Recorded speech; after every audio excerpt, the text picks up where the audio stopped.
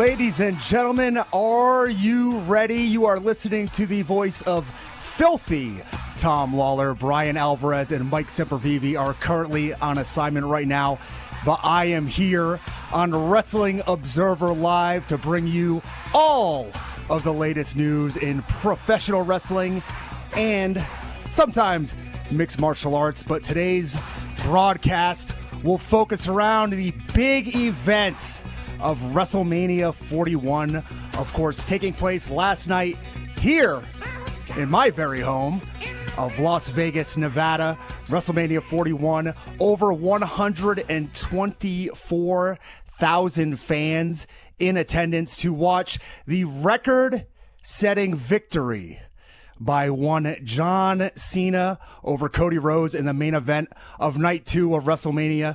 Of course, Night 1 ended with Paul Heyman choosing to repay his favor, not to CM Punk, not to his tribal chief Roman Reigns, but instead to Seth freaking Rollins, who he helped defeat Roman Reigns and walk away the victor of Night 1. We had some fantastic matches throughout both nights. Some segments that fell a little bit flat to the crowd. We had Stone Cold Steve Austin make a raucous entrance in an unforgettable moment, as he didn't take out anybody in the ring, but he did take out some members of the crowd. A fun 2 nights, but a lot of fans left wondering, do we need 2 nights of WrestleMania? And of course, now we build towards the summer. Tonight will be Monday Night Raw, always the biggest edition of the year. And we move on to Money in the Bank. And yes, 2 nights of WrestleMania, and we'll be looking at 2 nights of SummerSlam at the end of the summer. We'll talk more about it in the upcoming segments.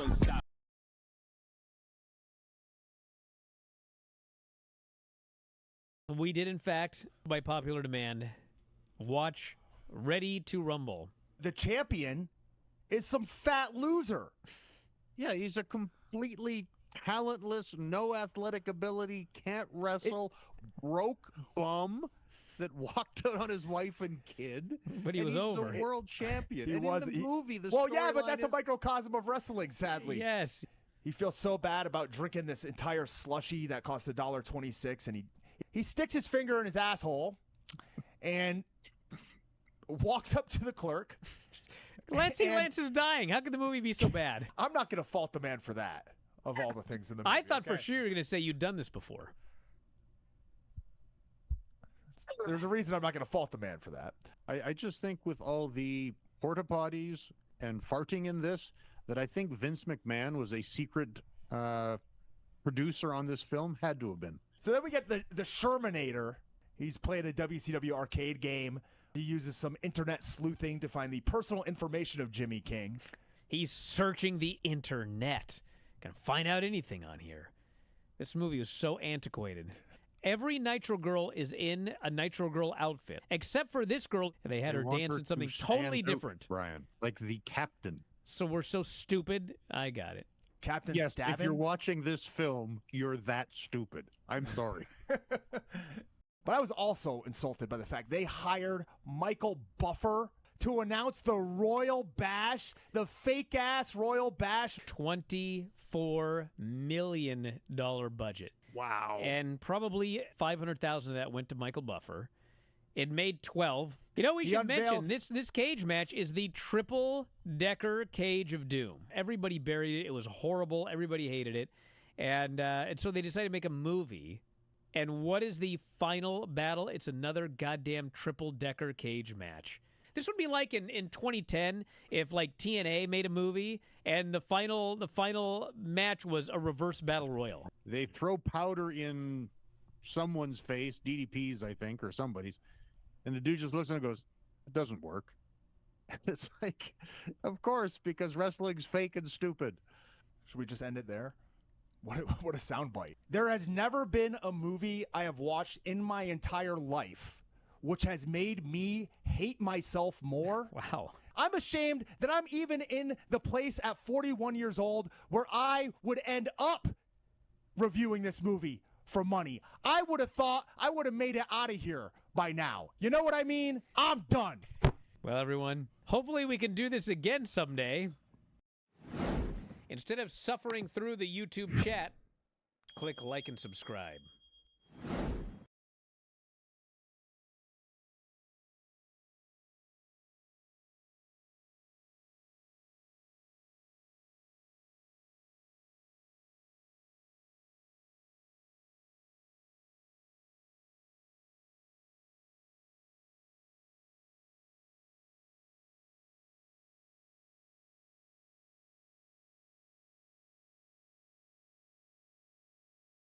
Welcome back to the show. Mike Sempervive and Filthy Tom Lawler here with you. Jim Valley joins you on Saturdays beginning at 1 p.m. Eastern Time, and Andrew Zarian will be with you on Sunday starting at 6 p.m. Eastern Time through all of the same ways that you're listening to us right now, including the official home of NASCAR in Salt Lake, 1550 AM SLC Sports Radio throughout the Salt Lake Valley. Not just Observer Live, Bryan with After Dark, classics from Ron Barr, Rick Tittle, Brian Billick, Fred Dreyer, Ron Say, Marty Terrell, Kenny Sargent, and Speed Freaks on the weekend. That's right, a diverse cavalcade here at Sports Byline USA. And we want to thank Program Director Dino Costa for letting us be a part of the SLC community. I'd also like to thank Bryan Alvarez for doing whatever he did to the tie-line system that caused me to join you on Skype through Sports Byline. Thank God Filthy Tom Lawler is here to pick up the slack, as always, not only for Bryan, but for me as well. But Filthy, this was not my fault, I swear. Yeah, you know what, Mike? I'm gonna take your word for it. You know, if I had to choose between who I trust more to get things done, audio-wise, sadly, I think at this point I'm going to take you. So it's always a good partner for me. I don't want to turn on you. Yes, and for everybody watching on video, I will be up soon enough here. I wanted to get the audio sorted to get on this show today because there is a lot to talk about over the weekend. And yes, I want any dirt that you can scoop out on Bryan from over the weekend, Tom. But obviously, WrestleMania 41 taking precedence. I will say something completely controversial yet brave. Actually, it's neither one. I tell you what, if you would have taken the last maybe 4 matches from night 1 and the first 3 matches or so from night 2, and you combine them together and maybe add another match in there, whichever one you like from both nights, it may be one of the greatest pay-per-views of all time, but spread over 2 nights. There were some ups and there were some downs. What did you think about the show, and did you make it live to both nights? I watched from home both nights, despite it being very close to me. I've been to WrestleManias before, and just the hassle, and quite frankly, the ticket prices, right? I'd have to pay $300+ to sit up in the nosebleeds. Like, just did not appeal to me when I could watch it from the comfort of my couch and drink 1 IPA per match to make it through the show. I think my thoughts are much like yours, much like a lot of the fans. You mentioned taking, the best stuff from night 1, the best stuff from night 2, and perhaps we'd have an all-timer of a pay-per-view. Hell, throw in a couple of the matches from NXT Stand and Deliver in there if you want as well, and we'd be looking at one of the best shows of all time. However, spread out over 2 nights with, some lackluster builds and some matches that, didn't quite deliver like I think people anticipated. And we're left wondering, do we need 2 nights of Mania? Do we need 2 nights of SummerSlam, 2 nights of Survivor Series, 2 nights of the Rumble? Well, we got 2 more nights of WWE coming up because we got Monday Night Raw tonight, NXT tomorrow, both here in Las Vegas. So, never ends.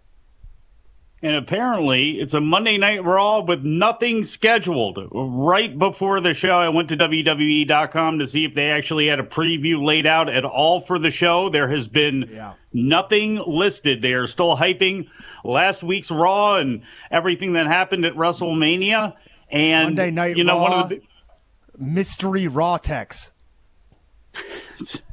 Yeah, can you imagine them doing? I'm surprised NXT has not gone the mystery vortex route yet. I have a feeling they'll do it at some point, but I'm sure the two big focal points, obviously going to be John Cena winning his 17th WWE World Heavyweight Championship. That was the main event of night 2. Interference from Travis Scott. No sign of The Rock. John Cena gets the victory. I thought that was really a anticlimactic way to end the weekend, unfortunately. I love Dark Cena. I like how he came out there and the presentation and all that sort of stuff. And I didn't expect John Cena to put on some sort of Kenny Omega or, Seth Rollins type of performance physically in the match. But even with lower expectations that way, I was still a little disappointed with how things played out. But I thought, all right, this is a match that is going to center around some, maybe not Gaga, but obviously whoever interferes, which I thought would be The Rock. And that didn't happen. It ended up being Travis Scott, who took a crossroads from Cody Rhodes, which, by the way, he ended up getting up from just a little while later. So I don't know if it kills that finish or not. But ultimately, it leads to John Cena and Cody having a battle of morals where Cody does the right thing because he's a good guy, and John Cena hits him low and hits him with the belt because he's the bad guy and gets the victory.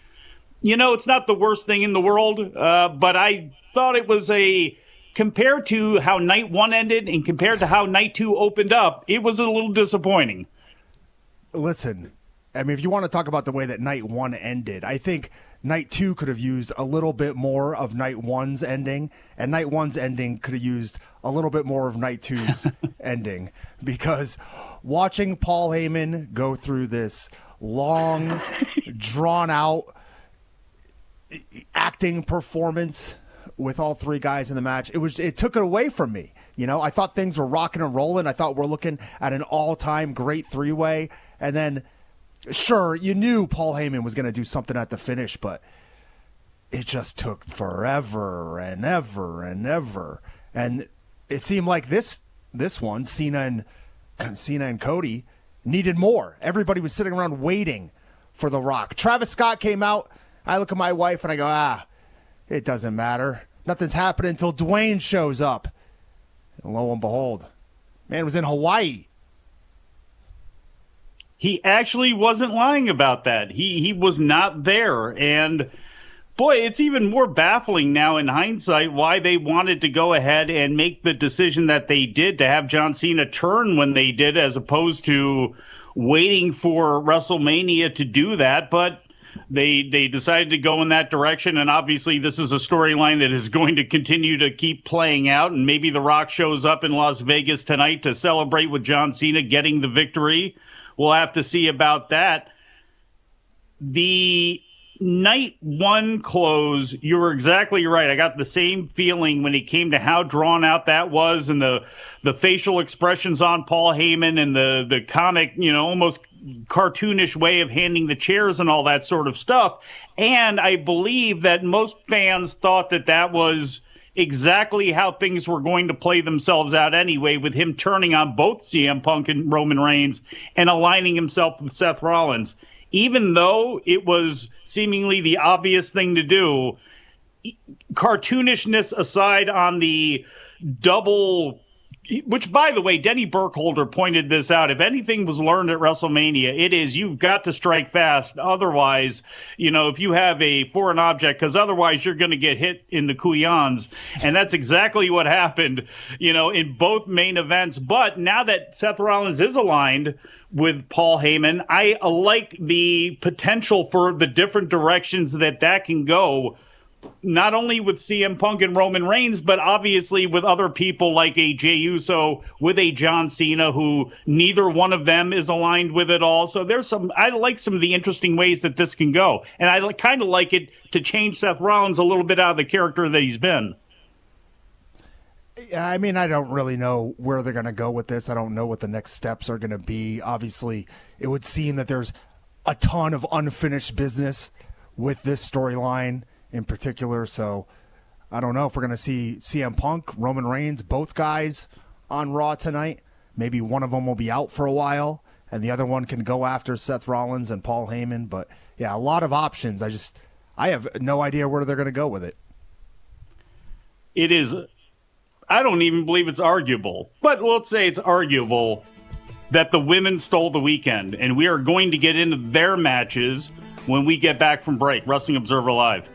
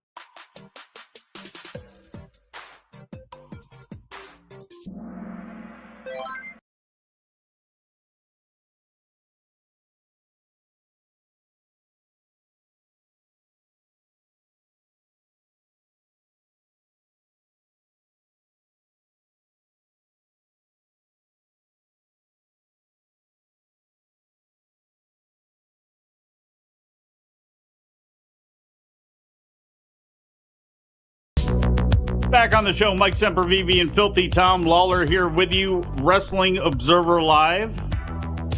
Now, Tom, before we get into all of the great stuff that the women did over the weekend, the great three-way that opened up night 2, the battle that was Charlotte and Tiffany, do you want to take a victory lap now on Joe Hendry? Hey. People need to listen to the number one SmackDown review man on this planet, not just on the website, on this planet. I have repeatedly called things at WWE over and over the past few months, told Bryan exactly what was going to happen in storylines, where things were going, and he always doubts me. Always doubts me. What was his prediction as to who it was going to be? Huh? I didn't hear him say anybody. I threw out one name, and it was the right one. I said it. and he appeared. Randy Orton against Joe Hendry. But I will say, I think they could have used Joe Hendry a little bit better. You know, Bryan and Dave talked about, and I think this actually would have been perfect.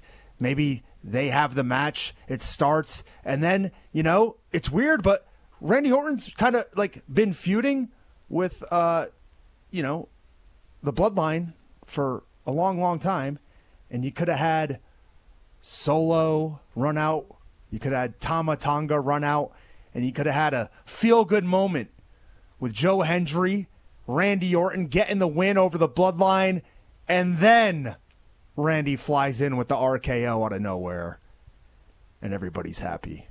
But we got what we got, and I leave happy because I look like I know what I'm talking about. And that's all that really matters at the end of the day, isn't it? I was one of those people that decided I'm throwing my vote behind Rusev because I figured, of all people maybe it's Aleister Black, but the way they've been building him up on SmackDown, it only makes sense for him to debut on TV. And then I was thinking, well, it could be Solo Sikoa. You know, we did have them mixing it up a couple weeks ago on SmackDown, so that would really only make sense to do that. But then it was like, you know what an easy match. I don't want to say easy, but Randy Orton and Rusev in there. Hey, I know that they could go for 8 or 9 minutes, and however you wanted to play it, you know, with a finish, that would be fine. And I thought it would be a good spot for Rusev to get a big surprise pop, but I was wrong. They were exactly right. Joe Hendry was the right guy to use in that position, and I got to be honest, I didn't hate it. It was one of my favorite things of the weekend. And yes, in a different era, in a different world, people would see what happened with Joe Hendry and go, my God, that's the TNA World Champion. You should have used him better. And maybe you're right about that, but it certainly doesn't kill Joe Hendry because at the end of the day, he lost to Randy Orton. He did get in a little bit of offense, and all people I think are going to remember and take out of this was the fact that it was actually an entertaining thing. I don't think people are going to hang it on Joe Hendry that, oh my God, now how can we believe that TNA could stand up to WWE? Well, we know that that's not the case anyway. Am I crazy? Did I enjoy this way too much as a WrestleMania moment? Should this have been my Royal Rumble moment, which that was also Joe Hendry as well too? You are crazy, but not for this. The women, and I know I'm not crazy saying this, dare say that the women stole the show over the weekend. And yes, Jade Cargill and Naomi, not the greatest match in the world. I thought it accomplished its goal more than fine. But then we got to Tiffany Stratton and Charlotte Flair. We had the return of Becky on the next night, and we had the three-way to open up that show. With Charlotte and Tiffany, we were hoping that it was going to be a slobber knocker, and it absolutely was. Sadly for Tiffany Stratton, she comes out of this with my grill, and some of the lumps that you have on your head, she also has now, Tom. Yeah. She went hard. It's Filthy time. Because it is. Looked like she was missing part of her tooth, although I think it got fixed before the press conference even, because she looked fine after the match.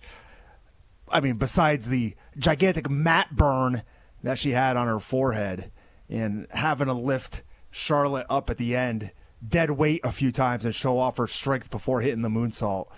But like you mentioned, I mean, Bianca, Rhea Ripley, and Io Sky looked like three of the best professional wrestlers on this planet. That finishing stretch in that three-way was fantastic.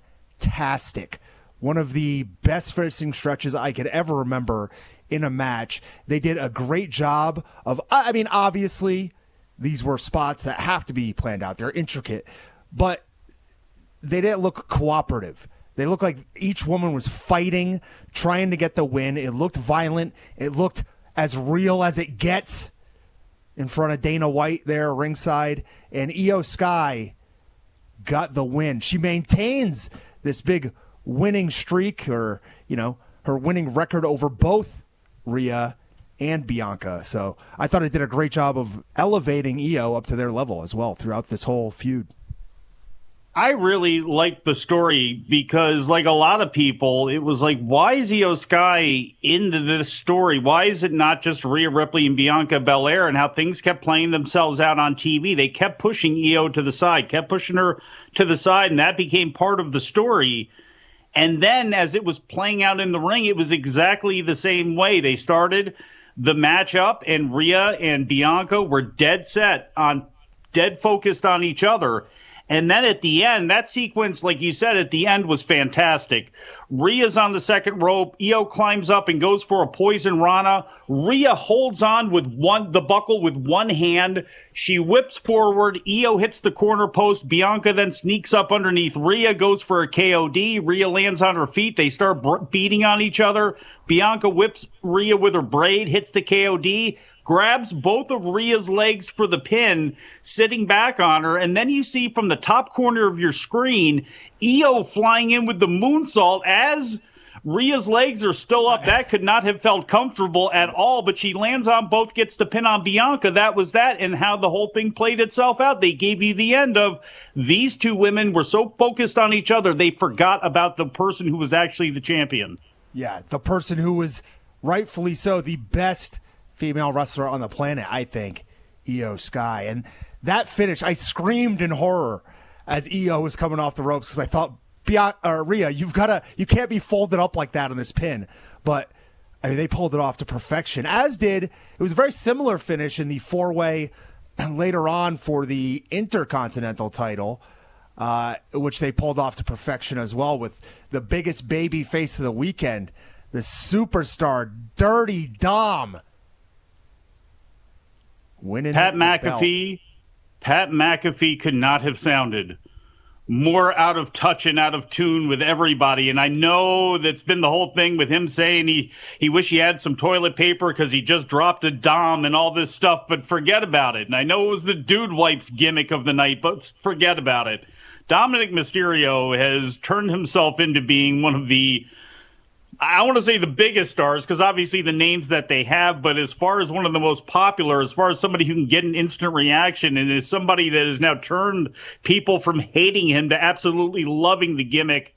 I will admit to being dead wrong on Bryan believing that this, to me, it was playing Eddie Guerrero. Could he actually take on the spirit of Eddie Guerrero?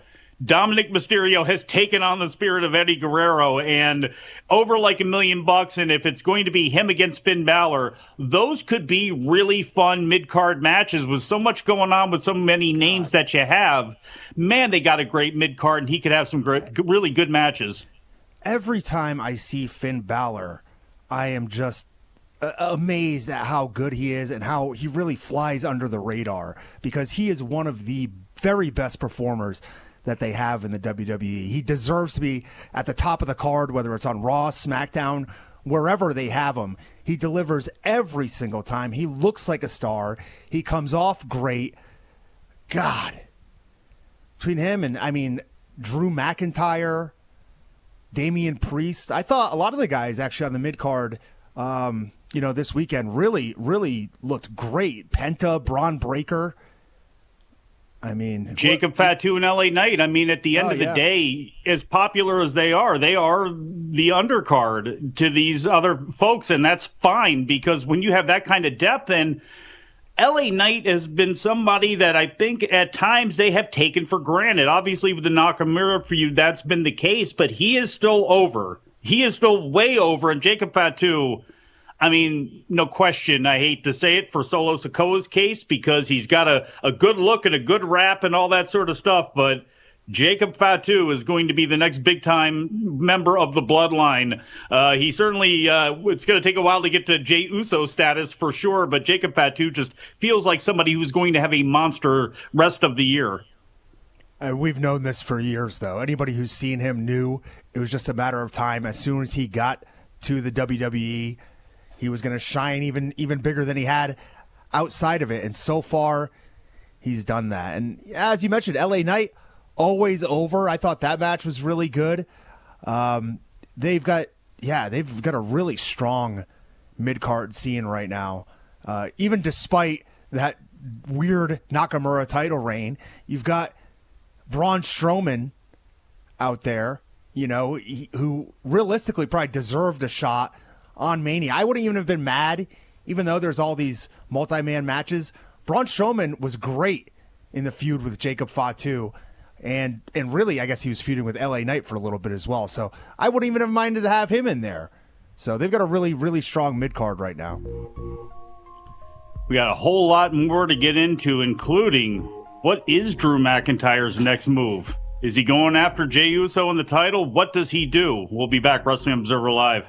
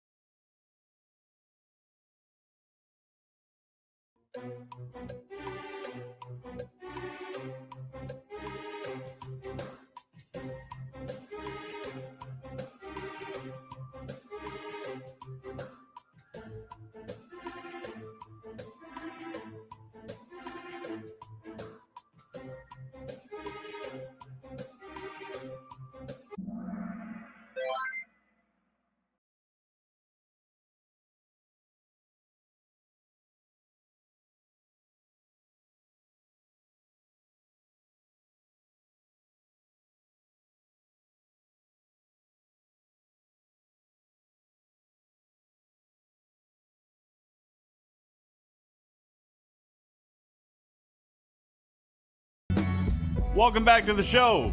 Mike Sempervive here with you properly. Hopefully that sounds a lot better to everybody out there. Thank you for dealing with some of the technical headaches. I am blaming Bryan Alvarez for that because he is not here. Filthy, did Bryan do anything that we can make fun of him for before he gets back? I mean, generally just his presence is a laughing matter in and of itself. He did say it. He did go watch Hoist Did it happen Isaacs. at Palomino? No. He did go try to watch Hoist Isaacs eat that pizza, but you know what? They failed. Losers. They did fail, and is he? I know, obviously, the last time you were on the show with Royce, he attacked you and took over the show, which made for some good radio and video, but not fun for you. But did he go? To be fair, Mike, much like Dave Kaplan, I was knocked down, but I was not knocked out. Exactly. Yes. Diamond Dave. Did he go into some sort of gluten shock after eating that nearly 3-pound pizza and not getting it for free because he couldn't finish off the crust? I mean, How much did that cost him? His dignity, which can never be repaid. A man with dignity is Drew McIntyre. He has been WWE's most valuable player when it comes to doing anything on social media in about the last 18 to 24 months or so. He once again played that up by getting his phone from his brother and posing with some pictures before defeating Damian Priest in the Sin City Street fight. Drew McIntyre and Damian Priest both kind of got shuffled out because of all the big names at Mania. They were able to put something together with them, and I thought that was a good thing. No problem with the way that the match ended or any of that sort of stuff. Now the big question, though, Drew McIntyre, to me, needs to be in something big, and he got enough big names out there. Does he go right back into the title picture against Jey Uso? It would seem to make some sense, and I could see he and Gunther being a little bit of tough to work with each other. I think that actually, if they throw that aspect in there, I think that could be good stuff. Even though God knows, after this weekend, we do not need any more three-ways, that's for sure. I mean, you could also, you were talking about bringing in old Rusev, right? It might not be a bad idea to bring Rusev in and send him right after Jey Uso as well, and get a big return there. I don't know what Drew McIntyre could do in the meantime.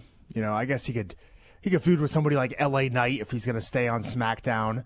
I don't know what the plan is if we're getting John Cena every week on SmackDown. Drew did just come over from Raw, so I don't know if you send him right back there. I'm sure for the next few weeks we're going to have some semblance of, the WWE Super Show style rosters with everybody appearing on both shows, and then we'll go back to the brand split or something along those lines for a little bit.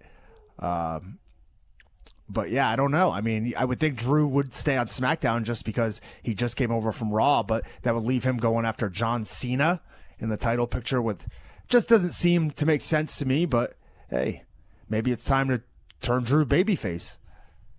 In the match between AJ Styles and Logan Paul, is the person who came out of it looking the best Karrion Kross?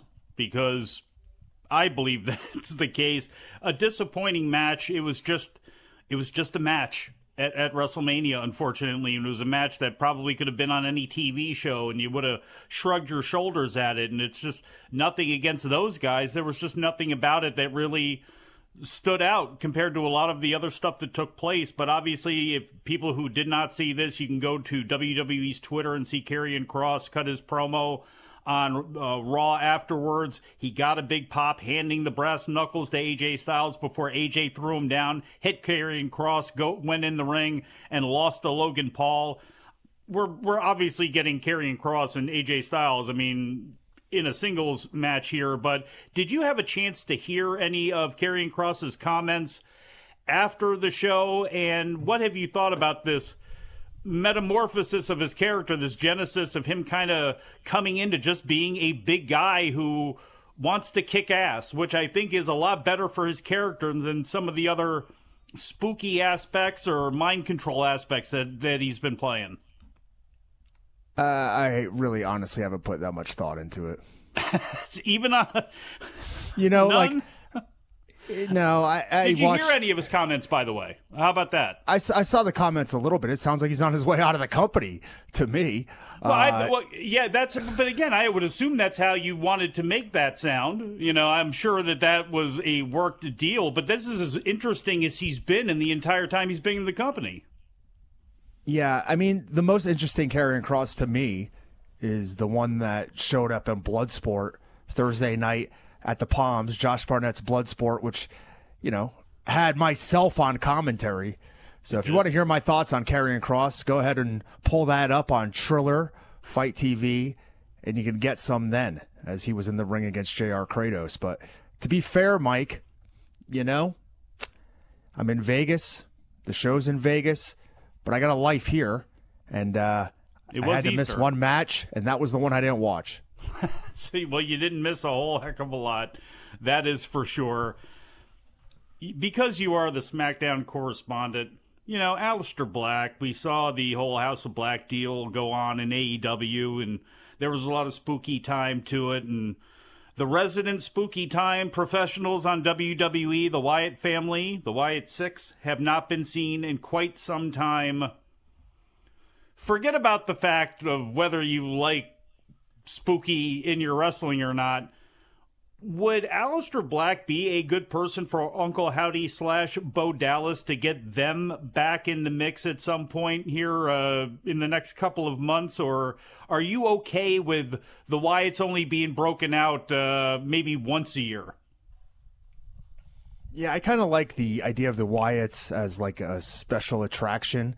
I'm not the biggest fan of having a wrestling show just full of spooky characters and, you know, bizarre stuff while you're also in a realistic setting. Like Lucha Underground was kind of one thing because that's what the entire program was built around. But when you have normal people like Drew McIntyre and then you have the Wyatt Six playing spooky stuff all the time, I just don't think it mixes that well. I don't know if pairing up Malachi Black or Aleister Black or whatever the name is going to be with the Wyatt Six is such a great idea because, I mean, that's just going to be you're going to end up burying the Wyatt Six, I would think. I would think Black would have to go over in that situation. And if you split them up, then we're talking about more spooky stuff on the show.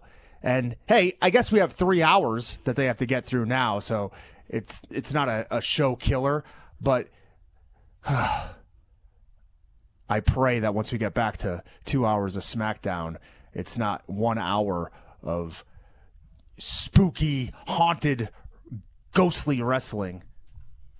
You were the commentator at Bloodsport 13. Were you the one who spiked Natty Neidhart's power shake or smoothie with PCP? What was up with her? That was as most fired up as I have ever seen this woman in my entire life. From the time she hit the entranceway till the time she fought her way out of the building, what was up with her? Hey, I don't know. Natty was on. She was on another level. Bloodsport came out to Rage Against the Machine, killing in the name of. Sounded like a little bit of a statement on her part. Wait, got her head. Though. Even better, the fact that they had the Bret Hart opening screech go over that a couple of times. Nice touch. I popped for that. It made me laugh. Yeah. Not a nice touch by Miyu Yamashita with the kick of the heel right to the face of Natty towards the end. But Natty was able to get back up, actually send Miyu into the post, and then lock on the vaunted sharpshooter and get the win. I had so much fun calling that show with Jimmy Smith. I cannot tell you, Mike. I hope they bring me back for commentary if it's not me in the ring again, because Josh Barnett's Bloodsport was just fantastic that night. Top to bottom, great show. I heard you in that Natty match. You made sure to point out the up kick as a finisher in combat sports. Once looked down upon, now more prevalent and accepted. I like how you slipped that one in there. You've taken a couple of those, and how do you feel about the up kick as a I've taken everything, maneuver? Brother. I've taken everything that you could possibly get hit with, whether it's in the MMA cage, the training room, the pro wrestling ring, whatever. They all suck. What were some of the other highlights from this weekend? Because I've had a chance to see just some things here and there, and obviously because we haven't talked about it on here.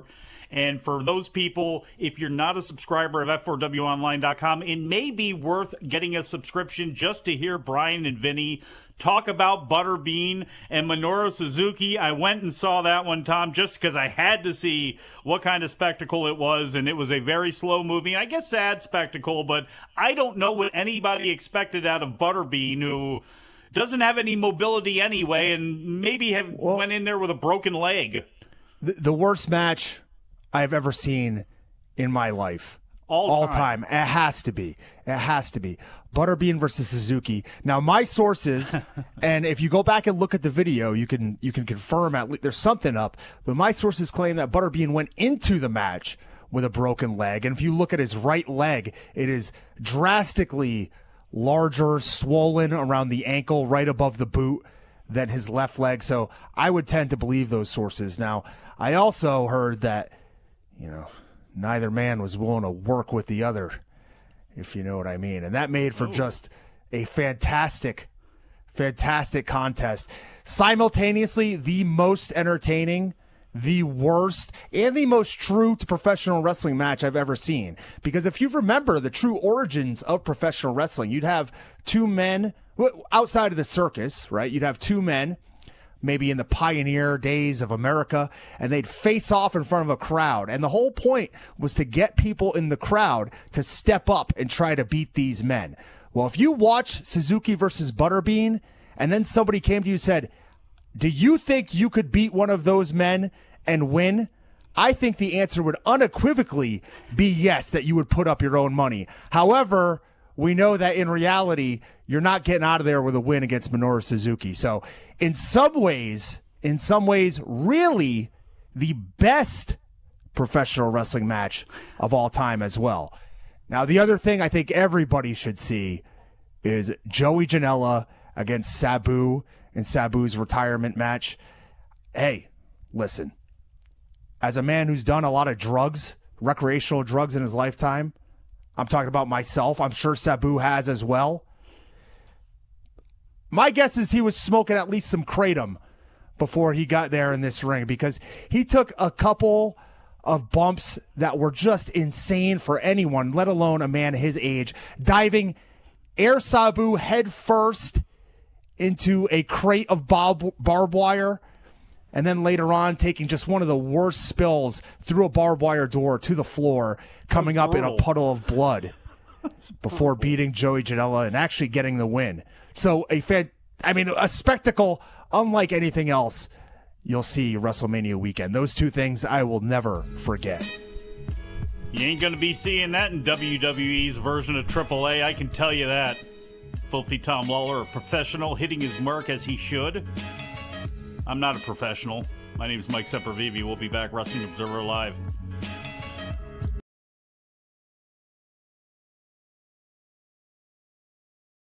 Just a quick note before this free video. If you click like and subscribe, I'd be very thankful. Okay, can everyone hear it? Yeah. There's a mystery bell at Granny's house. She can't hear it. Take off your headphones for a second. I had them on wrong anyway. Okay. I can't get them on right. What? Right. Take them off and listen. You have in your elbow? Is the fan on a computer? Nothing. All right. Well, this is going to be an exciting show.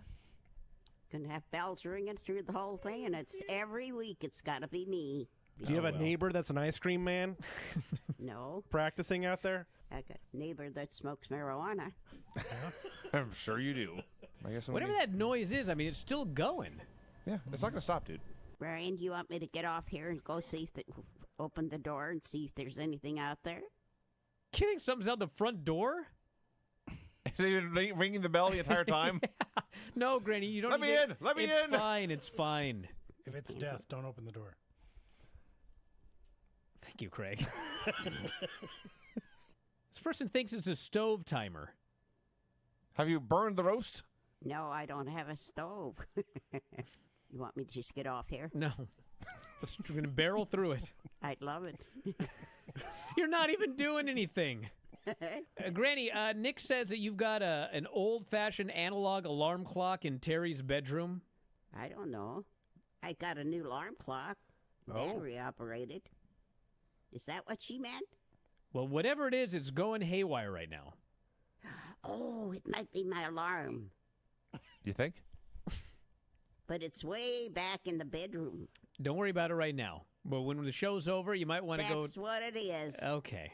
Solve the mystery. Is there a reason you didn't turn it off when it started ringing? Well, I wasn't in there. I didn't. Duh. I took a nap. I took a nap and set the alarm. I thought I shut it off, but I probably didn't. No. You probably didn't. That's like I would say with a good deal of certainty that you didn't turn it off. Bryan. That's life around here. Yeah, I'm well aware. I do the show with Dave, too. Say, Hear all sorts of things in the background. did I do that? You know, Yeah, you did do that. or I thought I did that, but I didn't. I wake up and I see lights on, and I say, I didn't turn those lights on. What's going on? Maybe the place is haunted. Could be. Okay. It's my brain that's haunted. Well, I hope not. Instead of suffering through the YouTube chat, click like and subscribe.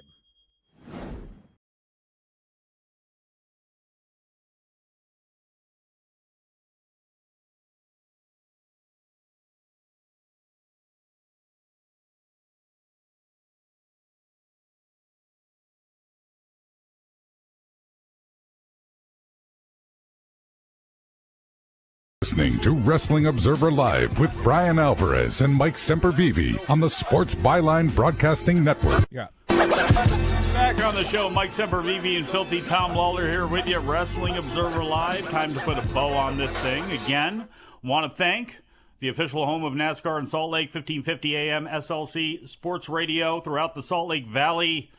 All of the programming, much of the programming here at Sports Byline USA is going to be airing, including Wrestling Observer Live 7 days a week. Thank you, Program Director Dino Costa, for letting us be a part of the SLC community.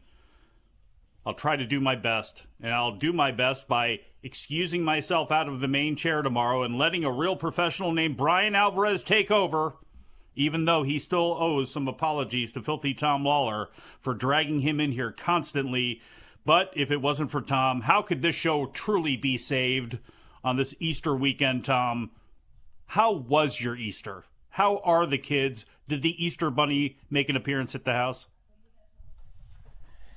Yeah, the Easter Bunny showed up, but he's kind of creepy. He left some Peeps, everybody's favorite candy, Peeps around. But I'm sure, Mike, just like everybody else's weekend on Easter, it was dominated by UFL football. No, I'm kidding. By WrestleMania, by the WrestleMania week festivities. And as we mentioned earlier, Raw tonight, NXT tomorrow. It never ends. It never ends. Wrestling is my life. It's your life. And, hey, I'm all right with that. How about you?